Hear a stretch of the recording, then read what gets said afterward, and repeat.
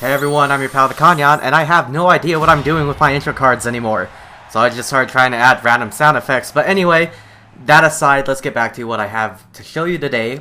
And look at this guy. He has like a crazy metallic mask over his character's face. Like, how do you even... I don't know. I haven't finished a Red League in the single player yet, so maybe I'll get it then. But it's just going to show me that I have more to experience in this game. And this is kind of a weird match because while I think this is like the first Mewtwo that's not Shadow Mewtwo that I've actually played up against. I like completely forget that this match even happened. Like I recorded a match later on against another Mewtwo and I think I lose that one. Excuse me. I coughed a little bit there. I might just cut that part of the audio out. But a lot of Mewtwo's moves are, like, the majority of them look heavy. Like that one, if you can see it coming and not attack into it like I did, you'll be set. So here, I completely forget to block. But had I blocked, he would have hit me with a throw. The only right move there was probably just to jump and go for an aerial like I am one to do. But see what I mean when I say a lot of Mewtwo's moves are heavy? Long range, he has great options that allow him to follow up, like that there. And I just don't understand why anyone would go with a heavier beam attack before. And I'm amazed that that connected. Pikachu's range with his burst attack is surprisingly long. And it's always better to just block than it is to try to avoid when in duel phase. If you're in field phase, you might be able to sidestep it, but I haven't experimented with that. Usually, when someone's going in for a burst attack, I'm too busy panicking. And right there, before Cubone can even throw the boomerang, I'm able to nail him in the head. Reshiram misses, but I'm able to get that grab, seeing that... Because that's one thing about this game is, if you've seen a counter move once, you know what it looks like. So if you see them wind up for that counter strike, go ahead and just grab them. Usually I like to go for the command grab with Pikachu, which is forward and the A button, just because I feel like it's a safer move. But I feel like either grab would work there. And I gotta say, like, this is probably one of the most driest videos I've ever done in terms of commentary, just because it's been so long since I've recorded these matches that I don't actually remember what happens in them. Alright, this is something I want to talk about, is skill point assignment. I wish someone would, like, cover how that works, because till this day, I am still kind of guessing on where to put my skill points. Now, this is a Japanese player, and if this is a match I'm remembering, then this is going to be one worth commentating over. Now, Weavile has always made me uneasy. Like, I'm not good playing against a Weavile. I'm not familiar with any of its moves, and the moves that I am familiar with, it's just tough. And this guy reads me like a book this first round. And it's kind of funny, because I think if I'm reading his name right, his name is literally just Fake, or Faye with a K, English K, I don't know. So a lot of this is just trying to read what Weavile could go for. That counterattack, I did not think would connect, so even though I was going for Thunder, I thought I was relatively safe, even if it was a counterattack. And I blocked there, but I let go, expecting him to try to go for a grab, but he goes for the grab after. And I was hoping I would get knocked in. I've never seen Weavile spin like that, and he nails me. So that first round went pretty terribly, but we have Reshiram fully charged. So we're ready to go to Cheese Town. I have mixed feelings about using Reshiram, because while he does a disgusting amount of damage, he's hard to land with. Like, it can miss, the players can block the majority of it. High attack right into that counter there. But I am used to him going for the grabs, and right here, I actually nail it.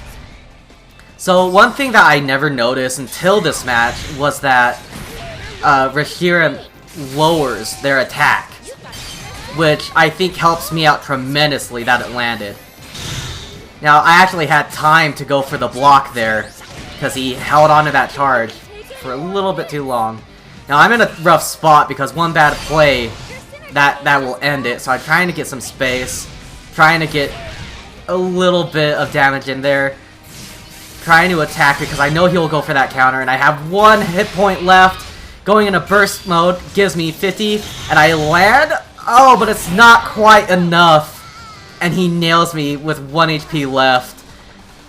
That is probably one of the closer rounds I've ever had, but we still lose. Which is alright though, because I picked up a lot from that match. Like Reshiram's attack, like Blue Flare lowering the enemy's attack. Some of Weavile's moves I now understand a little bit better. There's no such thing as a bad loss because there's always something to take away from it. And that's true in everything, I feel like, not just Pokken Tournament. And look here, another Weavile, my favorite matchup. Now this man has 71 battles. Like, that's a lot of practice, and I don't have that. I have like a dozen battles maybe. And I wish I had more. I would be on this game all day long if I didn't have connection issues. What you guys aren't seeing is between each and every single one of these matches, there's like 8 failed attempts to connect to a battle partner. And I think it's a fault of my apartment internet and not necessarily of the game. Because our apartment internet, like, the bandwidth is weird. Like, it'll be fine, and then randomly, and without anyone else in the apartment, the latency will just throttle. It goes crazy. So this Weavile, I'm noticing, plays a bit more aggressively than the last one did, but they're also not afraid to block. And so I figure, alright, I can play a little bit more free here. And the second I think that, I get grabbed. So, friggin' Diglett. I blocked it, but I never like having Diglett come up on me. It makes me feel so uneasy. Because if Diglett connects, you can get comboed very, very harshly. Now, that command grab actually let me dodge an attack. And that's fortunate because had that actually connected, I would have been critical. Getting hit when you're going for a grab means that you'll be taking more damage. Like, critical hits in this game work a little bit differently than you would imagine. Instead of randomly doing more damage, it's just like a rock, paper, scissors sort of deal.